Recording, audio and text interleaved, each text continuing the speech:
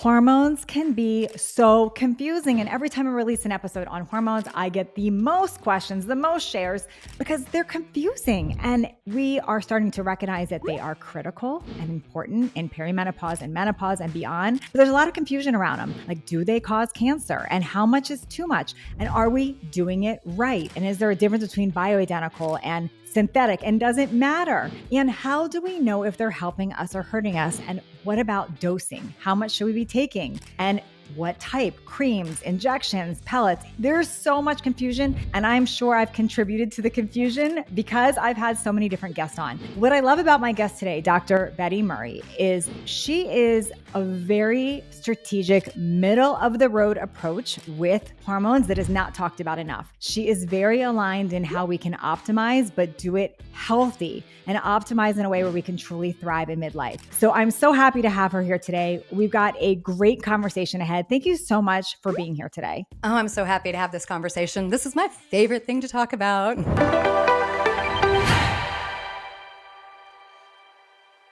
Before we jump in, because I got a million questions for you and a few stories I want to dive into here. Can you just let the audience know a little bit about you, like your background, because you have this covered. You are extremely knowledgeable, very experienced. You are obsessive around the studies. Just give us a little background about you. Yeah. So I think the first thing I have to say is that functional medicine, nutrition, science was actually a second career for me. My first career was actually sales and marketing, and then I got swept in the technology boom. So you and I can both remember the dial-up days. Oh, yeah. In the early 90s, I have a very strong sort of scientific engineering mind. And so I got swept up into that boom, and I actually ended up getting a bunch of certifications and ended up being hired to a company to report to the CTO. I was the first female hired into that company, all men. And everything you can imagine about the Me Too movement and everything that could go wrong in that world was true. I worked twice as long, twice as hard for half as much money. And while I worked for that company, I thought it was for stress. So I was taking yoga, meditation, all these other things. And I had digestive problems that were episodic at best that became almost all the time. And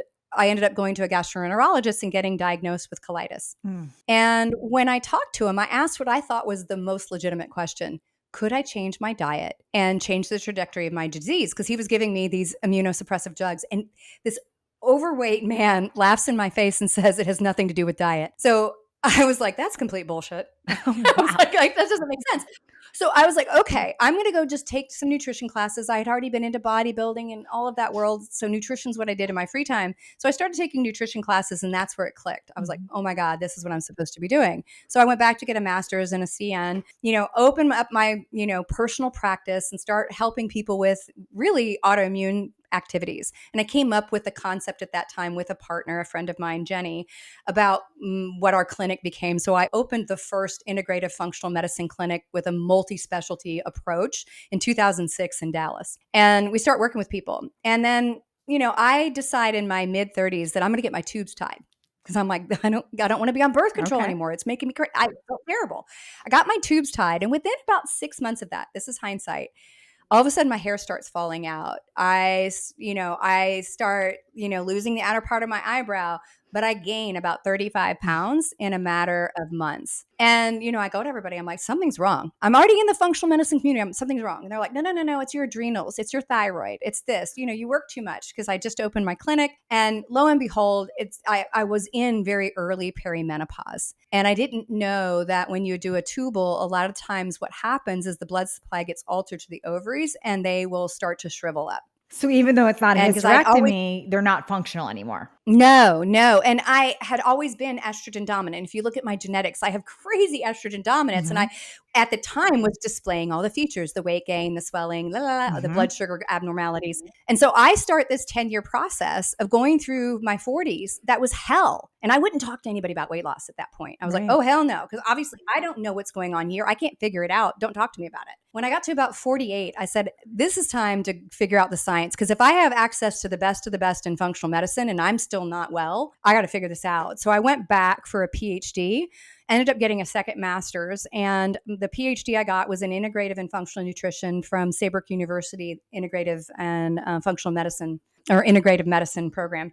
And there's only a handful of us in the world because it's relatively new, but it was all about systems biology. So I immersed myself in hormones, hormone metabolism, the interaction in the gut. And what I found there helped me lose the 35 pounds, keep it off without having to like avoid every carb on the planet. And I ended up doing research on women's hormone metabolism and the interaction in the gut. And so I'm one of the world's expert in that, particularly around an enzyme called beta glucuronidase. And then the other part of that is we've been doing hormone replacement for 20 years in my clinic, tens of thousands of women. So I'm uniquely poised as a PhD because I've read almost every bit of the research. Yeah. And then we have 20 years of history and I've been through it. So it's not me talking about theory. I've been there. So this is my own personal thing. I know when we're triggered, we got to look within, but I get triggered when I hear males that have not walked through it giving advice on menopause. It's just a thing. It's because I'm like because I think back to the advice I gave 10 years ago, I didn't understand or know. So I just don't see how men that haven't walked through it, especially the ones that are dismissing it, some are on board in there, but there's ones that talk ill about hormone replacement or like as if their nutrition remedy is going to heal our hot flashes. And I can't stand it. It's my own personal trigger. Oh, no. Oh my God, no. So I'm triggered and I'm going to own that trigger. I don't want to get rid of it. I know about erectile dysfunction. I can totally tell you the science behind it, but I don't know what it feels like. So I'm not going to pretend to tell a man what to do with it. And likewise, you don't have ovaries, get off. Out of it. And the reality is because of that male bias, I'm sorry, there's so much patriarchy bias in medicine. Because of that patriarchal bias, the biggest thing you have to watch in science is your own bias. And actually, a true scientist actually goes to disprove their theory, not agree with their theory. And that's not really what happens today. And so the reality is, even if I'm looking at something, I look for the opposite also. If I'm like, my belief is X, I require myself to go and look at the thing that I don't believe. Because otherwise, all I'm doing is speaking in a vacuum and spreading misinformation, honestly. Absolutely. Okay. Let's go down. I want to break up some of these things that you just mentioned. I want to understand and define what they mean. And then I want to have a conversation about dosing, and I want to have the cancer conversation. I've had this before here, but it's important to bring it up again. But I want to start with the idea of estrogen dominance, because I think there's a big misunderstanding that people think an estrogen dominance means you have too much estrogen. And what it actually means is you have more estrogen than you do progesterone. Or can you help break that down? Because somebody could be very low on estrogen and still estrogen dominant. So what does this mean? Totally. And then there's, I'm going to give my theory of also what happens to us when we have no estrogen. Okay. So estrogen dominance is a state that most women will be in for a little bit of their time because of what happens in midlife, right? And so, we have estrogens, we have 3 estrogens, we have progesterone, which is the other major hormone. And when we're not ovulating completely, so ovulation is where the follicle kind of grows, the egg pops out like a X-wing fighter, and then goes flying down the fallopian tube. Well, as that follicle compresses on itself and becomes a corpus luteum, that is when progesterone is produced. So if your egg doesn't pop out, right? If you're what they call anovulatory, for whatever reason, your progesterone levels will not climb. That particular cycle, you would be estrogen dominant.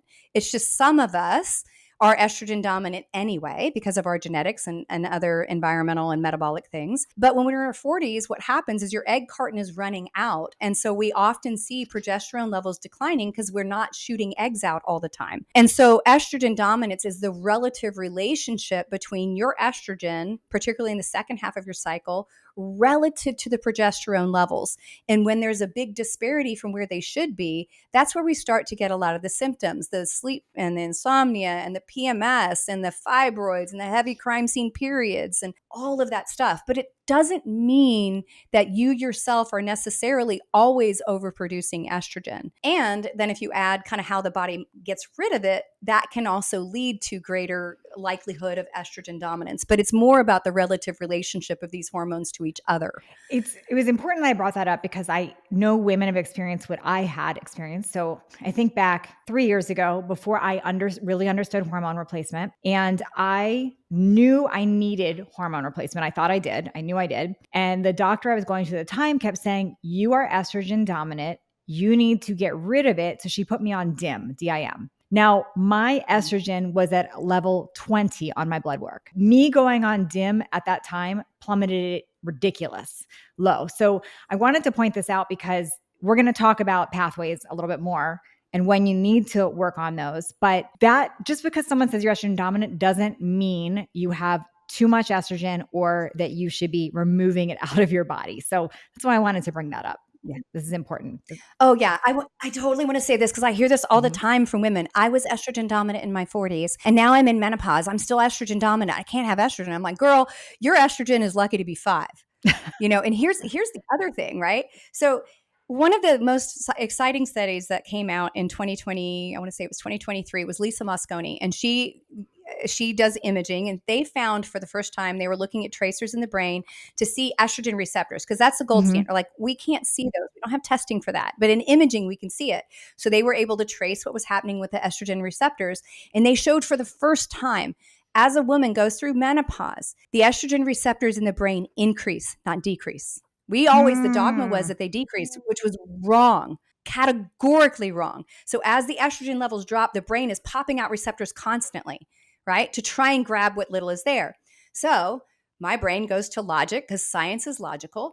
If that's happening in the brain, where else do you think that's happening? Right. Everywhere, because estrogen loss is a full body effect. So the woman that may have had maybe a little bit more estrogen because they're wired that way also has more receptors for it. And they probably feel it more profoundly when it starts to drop. So clearing estrogen more is not going to be helpful for them. Okay, before we get into all the other questions I have, I want to talk about the cancer conversation for a minute because we've talked about the Women's Health Initiative and how it's flawed. But if somebody has not listened to past episodes, can you touch on that?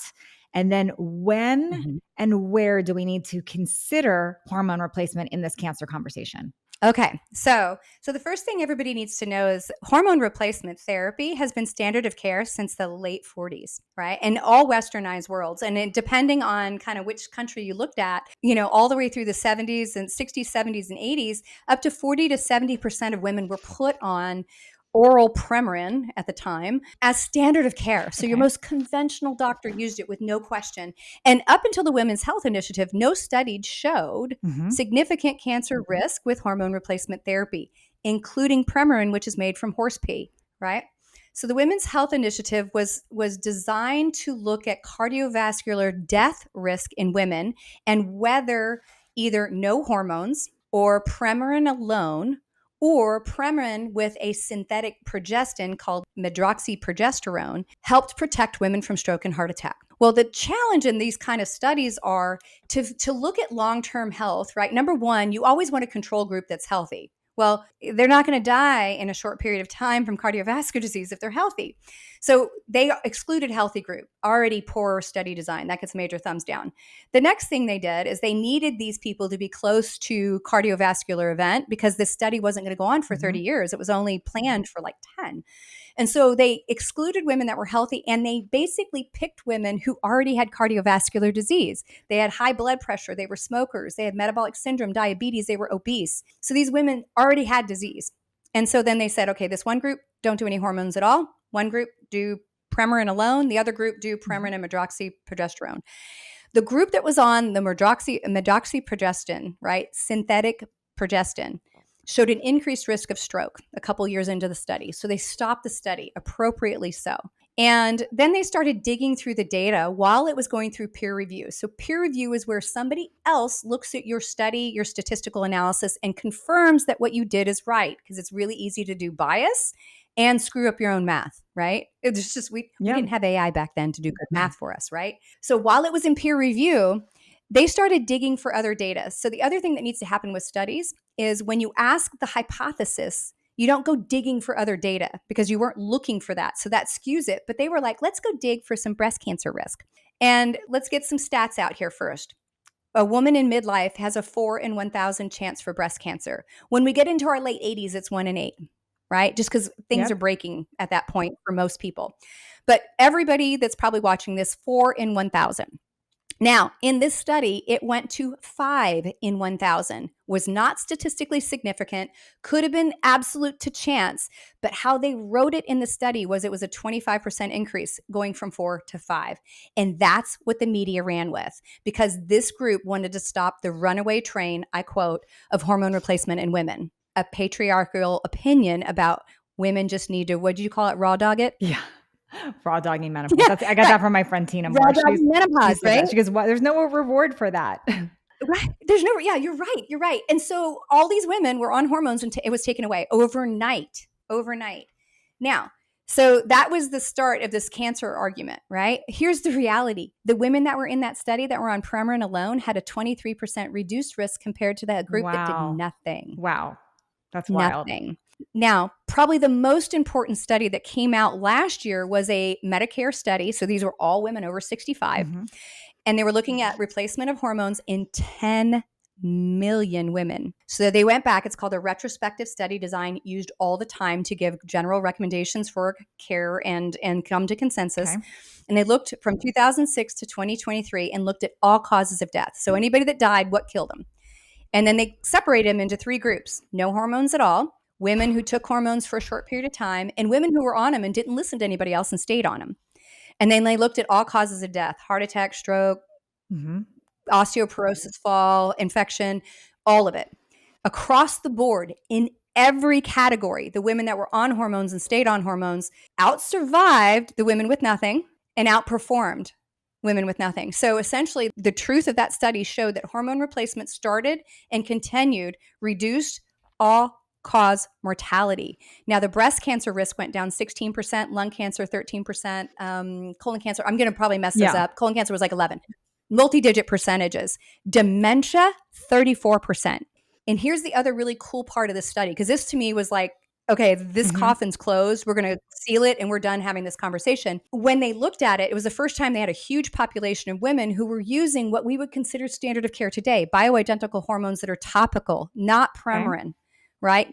Definitely never. So here's the rule: never ever synthetic progestins. They cause stroke risk in everybody, right? Never those. But they had women on bioidentical hormones and topical estrogen. And there is no increased risk in stroke, blood clot, or cardiovascular disease when women are on topical versions of estrogen. Zero. So when people Zero. are talking about, And when you see the crazy TikTok videos, whatever, that is a synthetic version and it's oral. yeah. And the reality is there's so many studies out there where they pull together either systematic reviews or what they call meta-analysis, where they pool in data from other studies, but nobody's extracting the Women's Health Initiative. Like, that data needs to go to bed. We need to quit using it because it's wrong. Yeah. And the reality is this finding of the no stroke and heart attack risk, the clotting risk, was so meaningful that it made it into the abstract. An abstract is a 350-word kind of blurb about what your study was about. That, as somebody who has written one, that is so vital. Like, you don't miss any word. That's how important that was. So the reality is all of the risk stuff that we've heard about hormone replacement, and it's going to, cause a woman to like have a heart attack if she starts it later, can be mitigated by lower doses and doses that are topical. And we have to weigh potential risk factors individually with people against what's the benefit. Right? What's the real benefit? If I have high osteoporosis risk, I may worry much more about my bones than, a risk of a cardiovascular event at 85. Yeah, that or makes 90. total sense. Hey there, if you're finding value in this episode of Midlife Conversations, I would really appreciate it if you would hit that like button and subscribe. And when that little bell pops up, you want to hit that. That way you are notified of all new episodes so you don't miss a beat. Also, you subscribing and liking helps others find this content. And this allows me to keep growing, keep getting amazing new guests for you, and to keep sharing. What about someone's listening saying, but I had estrogen positive breast cancer, but I have estrogen positive. What do you say to them? And some of them, they're told absolutely no hormones. Some of them want them anyway. What's your thoughts? Yeah. So even in conventional care, I'm going to get this out of the way because this will come up too. Family history of breast cancer is not an exclusionary to hormone replacement, right? BRCA, if you're a BRCA carrier, right? If you're a BRCA carrier, just so you know, BRCA has to do with how your DNA cleans up stuff. Like, if you have a mutation there, it doesn't clean up errors in the DNA. That has nothing to do with your estrogen. So the standard of care would say if somebody is currently under treatment for an estrogen receptor positive breast cancer and they're on like a letrozole or one of those drugs, while they're on that suppressive drug that suppresses any ability for your body to make estrogen, you wouldn't be doing hormones, right? You wouldn't be doing hormones because you're sort of kind of fighting against the drug. However, after that, there are a lot of women that go on hormones, and this is an individual conversation. I'm a PhD. So the beauty of being a PhD is I don't actually prescribe. I can talk about the science, right? And the reality is we have women that have been in our clinic that have been on hormones that have a history of breast cancer, but it was forever ago, completely clear. Right. And the reality is that every woman deserves that conversation, and the book every woman must read. And if you don't read, listen to it on Audible. That's how I did it. Estrogen Matters by Avram Blooming and Carol Tavris. They go through all the research. And here's the thing. So remember I was talking about those estrogen receptors and other things. So a woman's risk for breast cancer exponentially goes up after menopause when you have no ovarian function, meaning your hormones are at its lowest. So I'm a scientist. My question is why? If hormones were so deadly, we would all die from it in 20s. But if you have more children, you have earlier menses and your cycles are longer, meaning that you go longer before you go through menopause. Those are all protective against breast cancer. It has nothing to do with our own estrogen, right? It's like our estrogen's good and then at 50 something magical happens and now it's bad. Like that's not logical. Here's my theory. My theory, because I spent so much time in the literature looking at how we package it to get rid of it. When we lose our estrogen, we have two receptors in the body. We have one called estrogen receptor A and estrogen receptor B. B is cancer protective. Estradiol sits on that. Estriol sits on that, which is a weaker estrogen. So that it hits it more preferentially. Well, when you get rid of your estradiol and your estriol because your ovaries aren't making it, what do you think is hitting that receptor? And estrogen receptor A is cancer proliferative, right? So that one will drive more cancer. What do you think's hitting it? Your plasticizers, your herbicides, your pesticides, your phthalates, all the crap in our environment that is estrogen-like has a free rein to hit that receptor. Wow. So when we say estrogen disruptors, that's what that's meaning. It's like it's the wrong type hitting that. Right. And it preferentially binds to that estrogen receptor A, which is cancer proliferative, right? So here's another thing. This boggles people's mind. Tamoxifen. Did you know tamoxifen's a synthetic estrogen? No, I didn't that binds to receptor B. Binds to receptor B preferentially. So my logical mind goes, well, what happens if a woman has adequate, not crazy levels, but adequate levels of estradiol replaced because we weren't supposed to live 30 years past menopause. And we put that in there. Now you have something that taps and sits on that estrogen receptor B, turning on the protective effects. And it's blocking that receptor from the other things in our environment that are cancer proliferative. That's what the research is leaning towards. That's why how we get rid of these hormones at the liver are so important. That's why I dug in there, because we're lying to women and telling them that their hormones are totally safe and some radical crap happens at 50 and now they're going to kill you.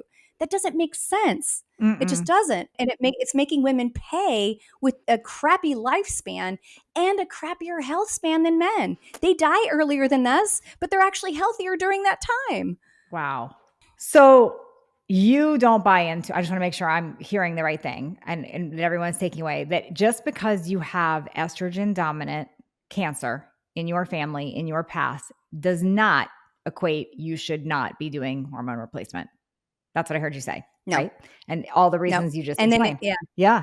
So if a doctor is telling somebody that, what do they do? Because this is common. You go to your GYN for your regular checkup and you ask about it and they shut it down like that. Yeah. And, a lot of that comes from, here's the thing is that in the science, we don't have clear data here, which is part of the reason why I do what I do. I'm trying to contribute to the science so we can start giving clear recommendations because it's all dogma at this point. It's all crap people are pulling out and sort of spouting, or we don't have enough to really give clear indication.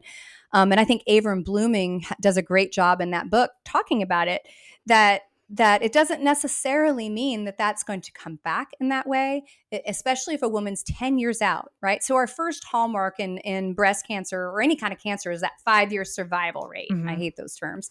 And then 10-year, right? And I think at that point, you're really looking at, it's a quality of life question. So if you're got bone density issues and you're losing your cognitive skills and your libido's gone and it's like a Sahara desert down there and you got 1,000 other things showing up, is the quality of life such that you're willing to continue with that when the risk of a cancer reoccurrence is relatively low if you're 10 years out? I think a lot of women would say no. Yeah. Right. And here's the other thing. So even in conventional treatment, and I'm not necessarily a lovely fan of every conventional treatment. Conventional treatment of breast cancer caught early, like stage 1, 95% cure rate. Now, I don't love the conventional treatment, but that's the reality. Yeah. Right. And so I think every woman deserves to have somebody sit down and have an intelligent conversation with them about that so they can choose for themselves. I want to talk about the differences of opinions on dosing. And this is a really interesting conversation because no matter who I ask, they have a very different opinion on it. You happen to be very aligned with my thoughts around it. But that's not been my experience with most people that I interview. And I just listen and ask the questions. But I see people fall into a few different camps, either completely against them or they are for them, and then I see then ones that really want these high levels and they want to cycle them and mimic what it was like having a cycle. There's different protocols I've heard. That doesn't fully feel right to me. I'm always open-minded listening. Like, what am I missing here? Am I not going to protect myself enough by not doing these high levels? Can you share from your perspective, like where that came from, this idea of dosing and these high levels, and what people need to be aware of with that? Yeah. So, it's one of those things where we start looking at hormones. So it's a privilege to live in after our 50s, right? The average lifespan of a woman in 1900 was around, somewhere around 57, right? In the United States. We are old people now. I'm 2 years away. I know, we are old. I know, I'm 2 years away from biting the dust. Yeah. Like, what? So the reality is us living an average of 3 decades after menopause is unprecedented, right? So, if we flash forward a couple 100,000 years from now, we might go through menopause at 75, right? Kind of scary. Yeah, but you know what I mean? We haven't adapted to our longevity. So with that being said, can you imagine having a teenager at age 90? No, sorry. That's what just went to my head. I have a friend right now that's trying to get pregnant, that's knocking on 50's door. And I'm like, could you borrow a baby for a week or something? Yeah, I don't want to do teenage thing at age 90. Nope. Oh God, no. Yeah, it gives me hives thinking about it. But the reality is, so we haven't usually lived this long, right? So estrogen and progesterone and testosterone, our primary sex hormones, are vital to the body's recovery. They're anti-inflammatory. They help keep everything vital. Now, most of the research, almost all of the research, is looking at therapeutic levels that take us to where we start to see physiological changes, meaning that, for instance, in your bones, the bone reabsorption, so that's like the demolition crew and the bone building crew, are in equal measure. Like you're cleaning up old stuff and getting rid of it, but the other guys are building at equal pace, right? Or that we see cardiovascular remodeling of the arteries, so protection of the arteries. Estrogen does that we see that. We don't see women have relatively low cardiovascular risk until we hit menopause. And as soon as we go through menopause, we accelerate rapidly. So artery reconstruction.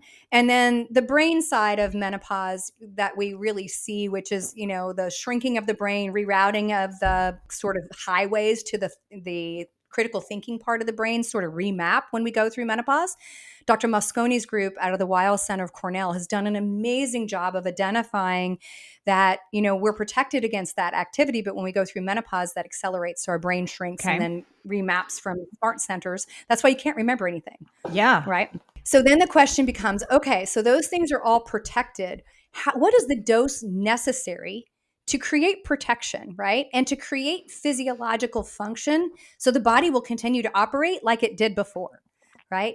That, to me, number one, is our goal, right? Because we got to remember that the rest of the body is somewhat aging, right? The detoxification pathways, the telomeres. Yes, we can do a lot to fight telomere lengths, which are the ends of your DNA that can tell you whether you're biologically aging or not. But the reality is we're fighting this war against aging, right? Aging in itself qualified as a disease because it causes all mortality, right? But we don't look at it that way. So the aging process is still accelerating. Now, if we take hormones away, it accelerates like it's like going downhill now, like a snowball. But the rest of the body is aging that way. So the research shows that we can get to therapeutic levels in women and sustain all those positive effects without having to get really, really high.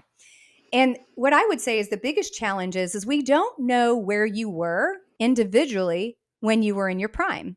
Because you could line up 100 women and we all look different. Like, the women who are estrogen dominant because we got like badonkadonk butts. Like we just exploded in all directions, right? Like if you're a curvy girl, you probably had quite a bit of estrogen, right? Because that's what drives it.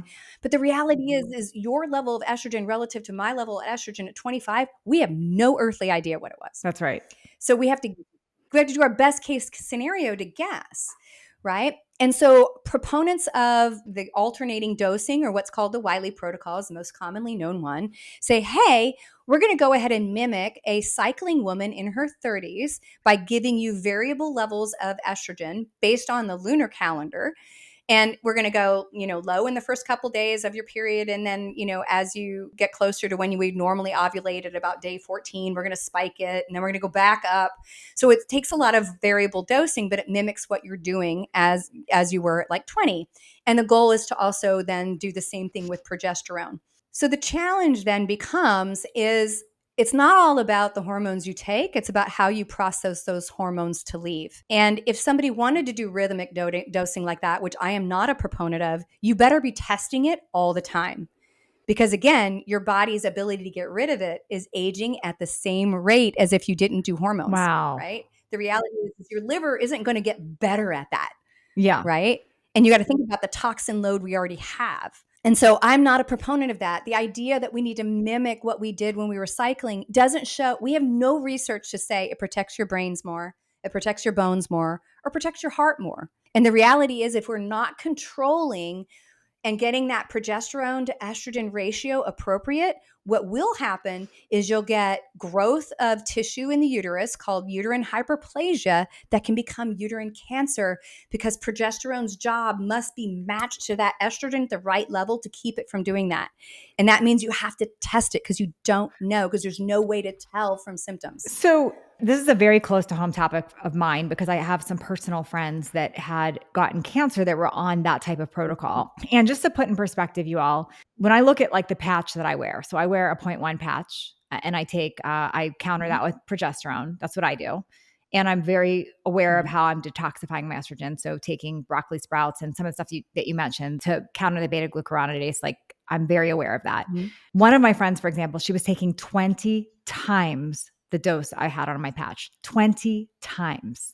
So I just want it to be, that is an excessive amount in my mind for what you're talking about with then growing tissue. And I this is my own personal opinion, not judging my friends at all. They're very knowledgeable. I don't think that they even really fully connected the dots here on pathways before.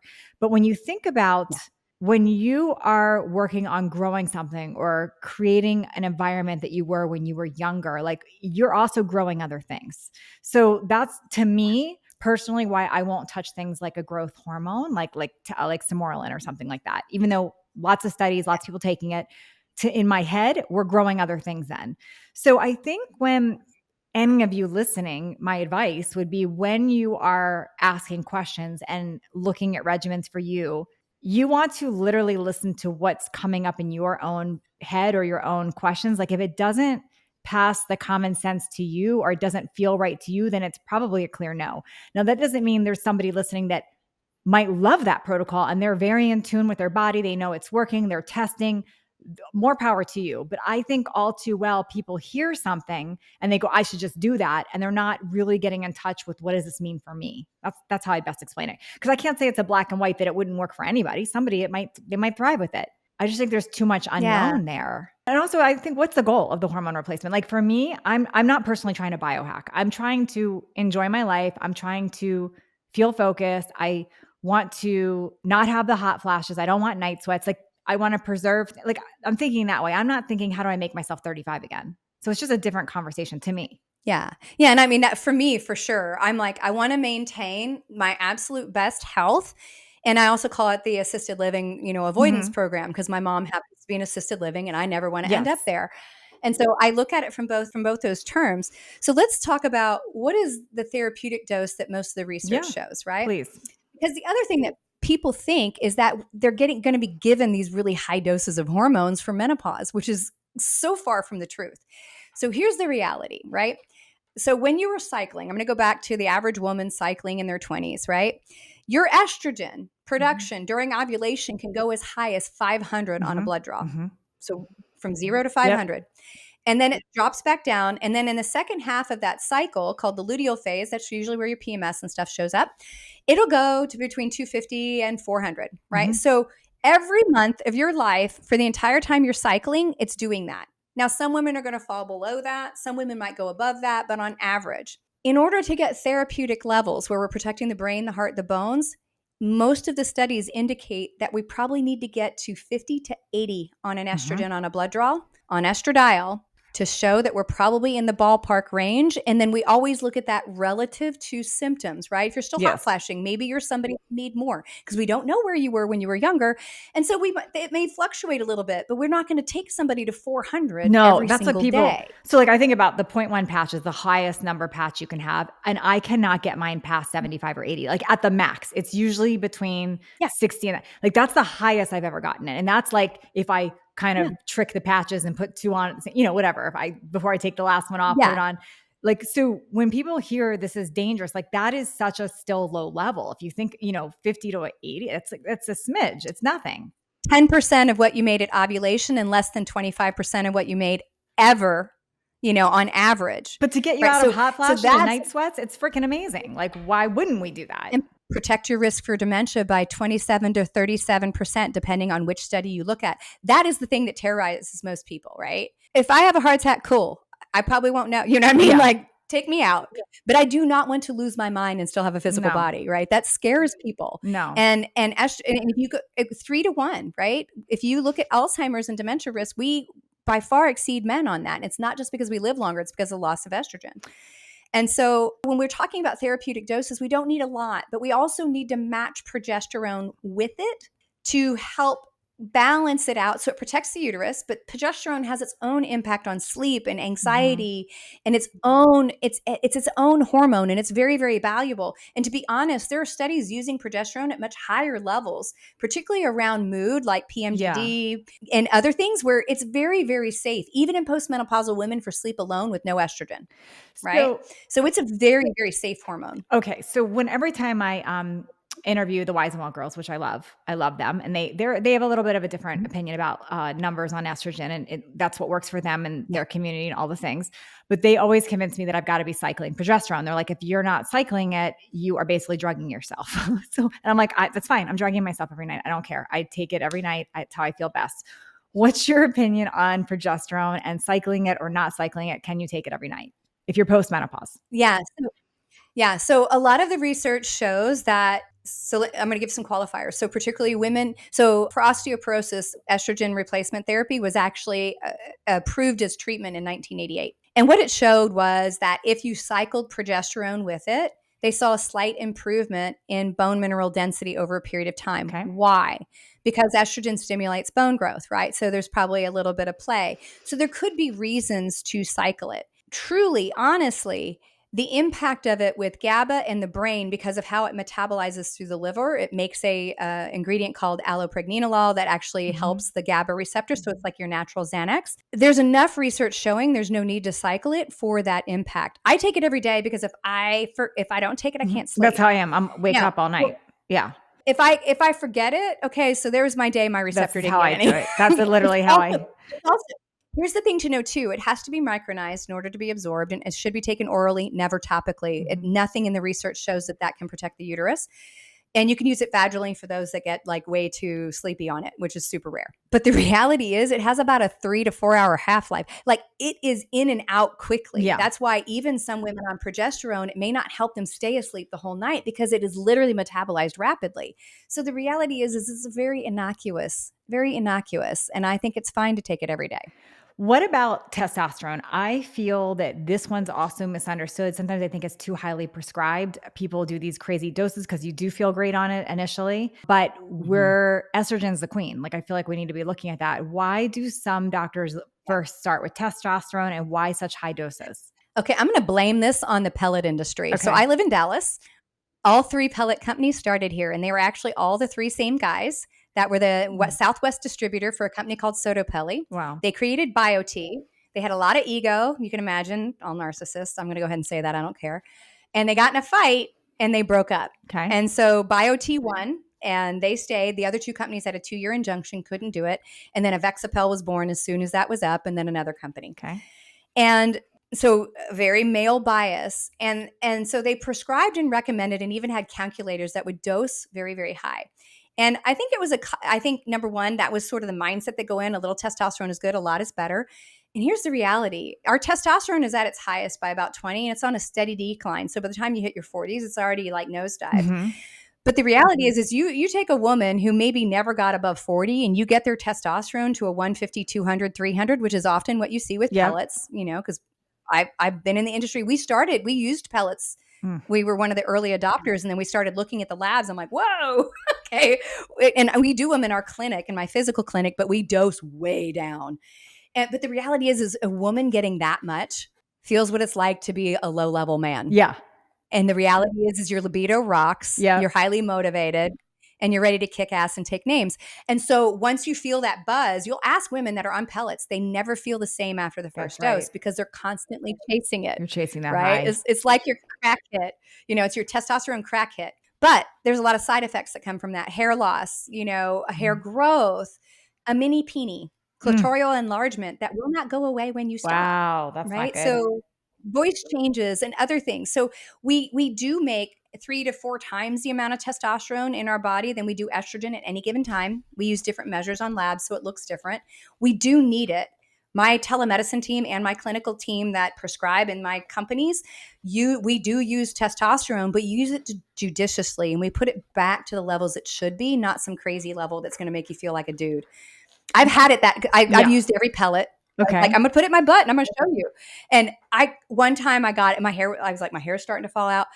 I had gotten to 400. And I was just like, this is what a dude feels like. I can't imagine because a man is easily like, you get predatory. I'm like, I can't imagine. You get predatory. Oh my God. Well, yeah. Oh yeah. I'm like, hey babe, what are you doing? My husband's like trying to cook dinner. I'm like, what's up? And he's it scared him. He was like, you need to chill out. And it was like 3 months of that. So it's interesting how everyone metabolizes so different too. So like with the injections with testosterone, which can also get you a little too much too. But can you explain the difference between free testosterone and total testosterone? I know that, and I'll use me as an example. The highest I've ever gone unintentionally was about 120 on my blood, but my free testosterone still said 2. So I didn't understand that at the time. And I feel like a lot of people don't understand that, where others will say they've gotten theirs too high, but their free was 40. So what does that mean? And help us understand the difference. Okay. So every hormone in your body, let's start with the sex hormones, have a taxicab, right? So a taxicab is a protein that they stick to, that they ride around on, and then the taxicab is supposed to let them out. So the cab that drives around testosterone and estrogen is one called sex hormone binding globulin. Okay. And on a test, it's called SHBG. Mm-hmm. When you give testosterone to both men and women, what will often happen is SHBG will climb with it, right? In relationship to it for different reasons. Some of it's genetic. Some of it's tied to how much is getting made into estrogen, because there's an enzyme that takes testosterone and makes it into estrogen. Sometimes even boron deficiency or other like mineral deficiencies can contribute to it. But often if your total testosterone comes up, but free testosterone is not up, it's still bound to the taxicab, right? It's still bound to the taxicab. That's like a crazy New York cab driver that won't let it out. Yep. Right. So the other thing is in blood work that is calculated, that is not an exact measure. So we don't have a way in blood to see how many of your sex hormones get out and get free, which is why urinary hormone is very, very good, and why some people use saliva. And saliva has its own challenges too, but that shows you free because they're free when they're picked up in those two mediums. In blood, we have to guess. So how in many the are free, when it says something, it doesn't necessarily mean that's fully accurate, because what you're saying is we need to see how it's actually getting used. That makes sense. Right. So that brings me to that next question about testing, because there are some doctors that are only about blood tests. Some say that the Dutch test is a waste of money. Others want a saliva test. What are your thoughts around that? Yeah. So we, from a paradigm and also from the research standpoint, the research has been mostly done in blood, right? When you look at menopausal women and looking at particularly at estrogen levels, Blood is easy because you're probably doing blood work for other things, Yep. and we can check things like thyroid and metabolic hormones. So blood to me is what I call quick and dirty, right? Are we in ballpark range? Because if it's radically high, there's probably a problem. And if it's radically low, there's probably a problem. I love urinary hormone metabolite testing like Dutch, HUMAP, Hormone Zoomer. They all have major caveats in them because of the way the technology is done. And I'm trying really hard. I have a friend that opened a lab, and I just sent her all this research. Like, can you build this test for me? So, because there's missing pieces. But those tests, whether it's Dutch, HUMAP, Hormone Zoomer, all competitors, are the closest thing we have to tell you, number one, how much is out and free, and then how much is moving through those liver pathways and potentially getting detoxified. And that's really important because it's not just about the hormones you have or the hormones you're taking, it's how you package them to get rid of them. And even more importantly, even if you're not doing hormones, because again, your risk for breast cancer is actually higher because you have all these other toxins that also go through this pathway. You also have medications like statins and pain medications and SSRIs that go through these pathways. So these tests can kind of tell you, are you pretty good at most of them? It doesn't tell you all of them, which is a huge caveat, which is probably a whole nother podcast, but they're helpful because blood tells us generally, are you okay? The urine tests are not accurate if you have almost no hormones. It even says it on the test. It says, if your hormones are incredibly low, you cannot trust these results. I don't ever recommend hormone metabolite testing, like a Dutch test, in a woman who's 2 years postmenopausal until she starts hormones. Wow. Because it's a waste of money because it's not accurate. And we are our team, so that's part of our paradigm. We check blood work multiple times a year, but we also will test a urinary metabolite test, and we will do 24-hour also, which is actually the gold standard, but it sucks because you have to pee in a jug for 24 hours. But we will check that. But it's once we feel like, the blood work shows it's at those levels that are therapeutic and we have symptom resolution, right? Then we go, cool, let's make sure you're packaging it and getting rid of it, because that's where we add the beta or the calcium deglucarate and the DIM or the citrus bioflavonoids, hops, all these things that help you move those pathways. And I think it's important, but I think it's about timing. And, when you and I were talking earlier, it was about the order in which you do things. There's an order to it. The gut needs to be working. You need to be hydrated. You need to be peeing this out. We need to be eating the right foods. Then we add the supplements on top of it to make it work. And it's the order of things. So that is added, but it's added later. Makes total sense. What about where people can go get hormones? Because what I notice is people will say, okay, I'm hearing this. I want to do this. My doctor's not on board.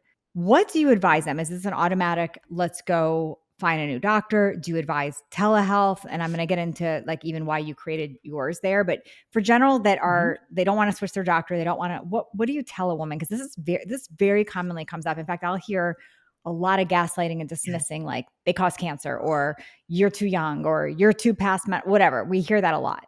Yeah. You should just handle it, right? It's all in your head, or they give you an SSRI and a sleep medication. So first and foremost, we have to understand even gynecologists, less than 20% have any training, not even an hour of menopause. Gynecology is a surgical specialty, not a hormone specialty. Endocrinology is barely a hormone specialty. They usually manage brittle diabetics, maybe a few people with osteoporosis poorly, and maybe some really bad thyroid people, but they don't generally do that well. I'm sorry, I've yet to find one that's really awesome. But the reality is this is a new frontier because we've ignored women's health for well over all the time, but particularly the last 20 years. They're like, oh, once fertility's over, forget it, man, you're done. We don't need to talk about women anymore. So the physicians and nurse practitioners and PAs, they have to go out and get additional education. Now, there's a Menopause Society that at least is helping a little bit, but they're decades behind the research, quite literally. Sorry, but that's the reality. But at least they're helping women get access. So that's a route. But the reality is if you have a doctor here, it doesn't matter what your concern is. Medicine is a community service and a customer service business. And doctors hate it when I say it, but sorry, that's the reality. That means they work for you. And if they're, pardon me, a prick, dismissive, gaslighting, or rude to you, fire them. They don't deserve your money or your business. And find somebody who will. And sometimes that means that they may not be in your area because we have a women's health crisis because we don't have enough providers for women's health anyway. And it might mean that you need to work with somebody on a virtual platform or a community of professionals to help you, which is all of this is why I started my clinic and why I've started the Minerva Project, because I was just so frustrated by my own experience. And then I had hundreds of women coming to my clinic in Dallas going, help me. And I'm like, you're in Canada, or you're in Right. North Dakota, or Right. you're in California. And so I was just like, okay, we got to do something about this. And instead of thinking about retirement, I went back and got a PhD and said, let's kick ass and take names on this problem. I love that. So you all, first of all, I think we all deserve to have really good guidance around this, and we all deserve to have great education. So I'm going to say, if you're listening, make sure you educate yourself. Like, it's not just listening to this interview, it's listening to lots of conversations, and you will know what resonates with you. Not everyone will resonate with you, but learn all the different sides. I know when I don't agree with something, or I will try to hear the other side too, because I just want to understand. So I think it's important for us to own deep dive our health. I also feel if you're going to any doctor that you feel dismissed or gaslighted by, like, just listen to your gut and leave and find a new one, because that we all deserve to feel seen, heard, and understood by our doctor. So your symptoms are your symptoms. So don't let somebody dismiss you. That's really, really important. What I got really excited about, and I had no idea until we started this interview today, or right before when we were prepping for it, that she has Dr. Betty Murray has a telemedicine company, you all. So I'm going to link it up. If you go to midlifeconversations.com/get hormones. So midlifeconversations.com/get hormones. I will also make sure to link this in show notes, whether you're watching this on YouTube or you're listening to it on wherever you're listening to it. Check the show notes. I'll have it there. But it's worth exploring if you have been like, I want to do this, but I don't know who can help me. This could be an option for you. And she did mention, you mentioned that it's not just the sex hormones, you also help with thyroid. Is that correct? And you could eventually, you said some peptide stuff maybe. Am I missing anything else there? Yeah, that's part of the kind of future plans. We do some peptides like GLP-1s, GIPs. But the reality is if you're managing sex hormones, we have actually a thyroid problem that happens in perimenopause and menopause too, because the hormones are. Yeah, most people are low. Yeah. Yeah, most people are low. The hormones are a symphony. So when one's completely flatlining, the other ones try to adjust to manage it. And so we don't want to leave that to chance. So we look at all of it. And we do, if somebody's got like high A1C or their insulin's higher than it should be, we also address the metabolic situation. Right. Because at the end of the day, I'm sorry, people market it. And I see people, particularly telemedicine companies, marketing this online. Get estrogen, lose weight. I'm like, dude, that's not how it works at all. Gosh. Estrogen helps your efforts of weight loss, but it will not be the panacea. Yes, nope. Yeah. Whole package. Yeah. And so that's really important. And so we look at all of it. And so the Minerva Project really came out of the framework that we built over 20 years in my clinic. And it really is. We've been treating bioidentical hormones in women. Like, I literally saw a woman that we've been seeing for 20 years. She's 82 years old. She came in and she's like, cold dead hands. You're not taking them from me. All my friends are dying, breaking hips, stroking out and having dementia. And she's like, I'm still playing tennis with women half my age. She's like, I'm not leaving. She was 82. I love her. Wow. I saw her not too long ago. And I was just like, oh my gosh, you're a poster child. Right. And she takes good care of herself. She's doing all the right things. Yeah. So we've had 20 years and tens of thousands of patients to create this framework. And so I said, gosh, we need to do this. So we have licensed providers in all states. And so we can do all the contingent United States, and they are trained to do hormone replacement, and we individualize it. Like, some women do well with injectable testosterone. Other people do better on a different method. Some people do better on a patch. It depends on you, and we personalize it to you. And then even more importantly, we're testing along the way, and we're looking at the hormone metabolism once your doses are good and we know your symptoms are better, to make sure you're getting rid of it okay. And so to me, it's like the right answer. And then we stay in that and we continue to take care of you. And we always look at the hormone. Like, to me, you've got to look at the hormone metabolism pathways at least once a year to sort of make sure it's okay. And that's what we do. And we start with a conversation just about where you're at, what you're looking for, and whether we're the right person to help you.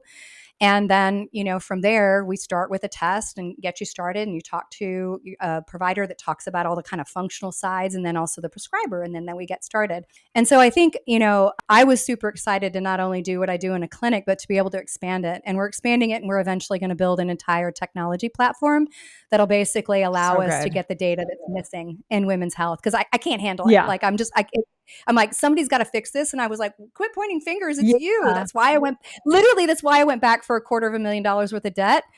and to do research. Like I needed the research chops to build what I'm building. So good. Because it's not just, oh, this is what so and so says at Menopause Society or whatever, and this is what we're going to do. I was like, I need real credible science, because once we have this built, we'll be able to predict, Natalie, like you're having this and this and this symptoms. Hey, you know what you probably should do? These two things based on the data we have in hundreds of thousands of women or your own personal data.